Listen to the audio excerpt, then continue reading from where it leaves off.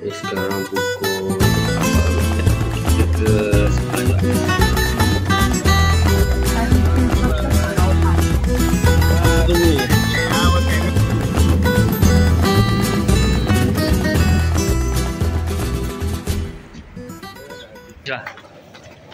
Okay. Ni nombor 5 dekat sini. Johan pun kena buat video washing machine tadi betul je. Itu dia bagi. Makan tu.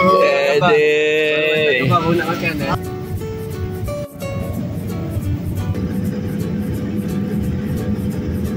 Supplies, insyaAllah Andalus. Here we go.